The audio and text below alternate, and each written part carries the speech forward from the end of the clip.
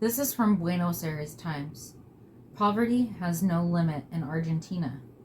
Argentina's food crisis and the profound reason for structural decay. How we reached the current state of emergency from the Kirchners to Malay. Why should I give them money so they can move politically against me? These are the words of an Argentine president when faced with resolving the flow of money which has become imperiously necessary after the 2001 crisis. In reality, those are not the words of one head of state, but of each of the presidents since then. Nestor Kirchner, Cristina Fernandez de Kirchner, Mauricio Macri, Alberto Fernandez, and now Javier Milei. Political slush funds kill altruism, and that is how we have reached this present, without a compass for an exit route. As any analyst of national history will tell you, Argentina has never overcome the crisis of its model of industrialization via import substitution. As from the 1970s, its job supply contracted, and since the 2008-2009 crisis, job creation has dried up altogether. Half the workers are informally employed. Although the methods of measuring poverty have been modified, there is consensus in accepting that during the revolutionary 1970s, barely reached 6% of the Argentine population were poor, a figure that tripled in the 1980s and continuing to climb, with brief periods of improvement until reaching its historic peak of 55% in 2002, following the major political and economic crisis of the previous year. Damn. According to the latest measurement from the INDEC Statistics Bureau from the second half of 2023, poverty affects 41.7% of the population.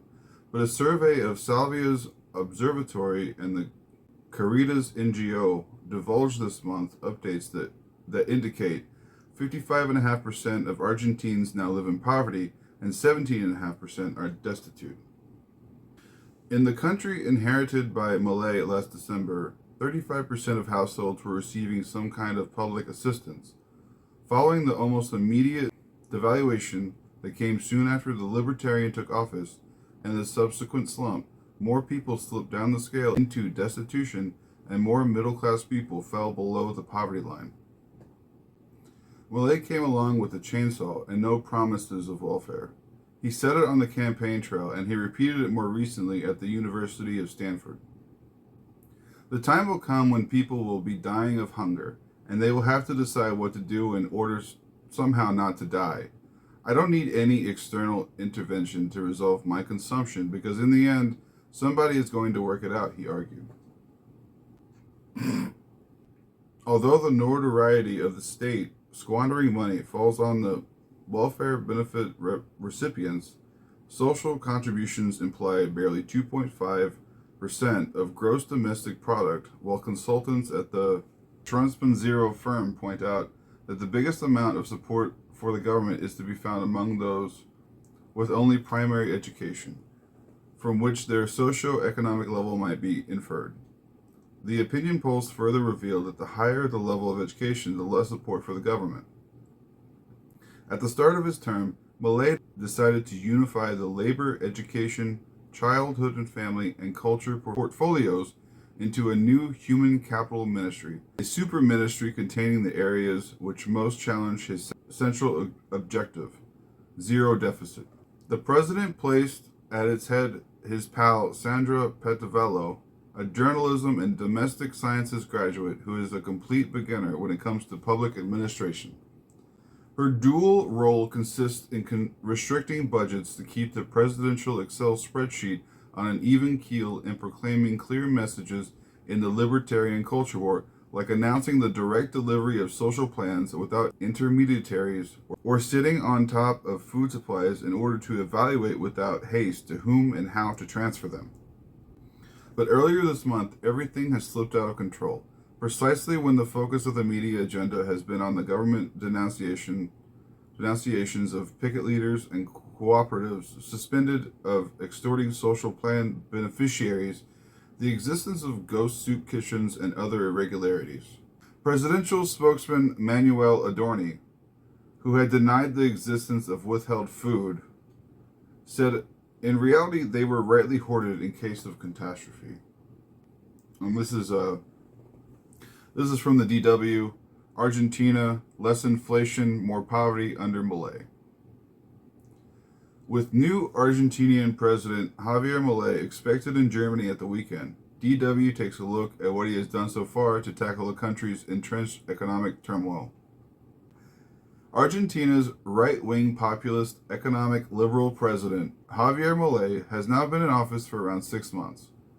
In a country long mired in economic turmoil, his radical economic plans appealed to voters during the election campaign.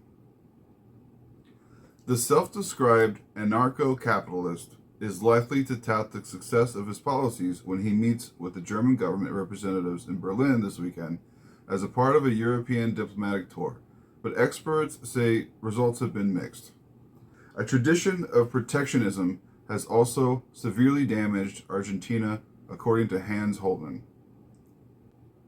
A number of points in Milei's economic policy for more positive economic development in the country point in the right direction, focus on less government spending and bureaucracy as well as more freedom for companies and free trade, he told DW. Holtzman also thinks Milei has had some success in the fight against high inflation, 25% per month last December to 4.2% this May.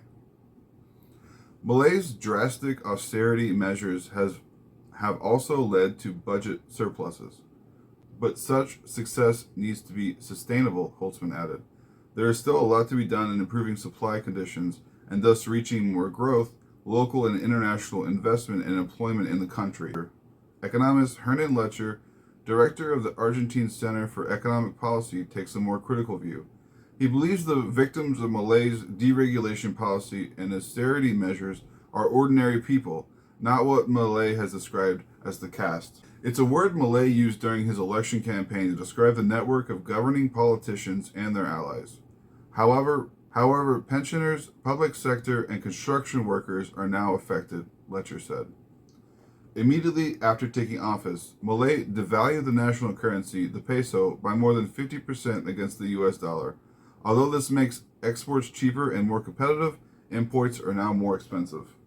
Researchers at the Catholic University in Buenos Aires also see the devaluation of the peso as one of the main reasons for the further increase in the poverty rate, which rose from 45% to 57% after Milei took office, the highest level in 20 years. This means that around 27 million Argentinians now live below the poverty line. Added to this is the 5.3% slump in economic output, as well as weak figures for industrial production and economic activity indicators. If people are starving, the market will provide. That's what he thinks. Anarcho-capitalism doesn't work. Never has worked.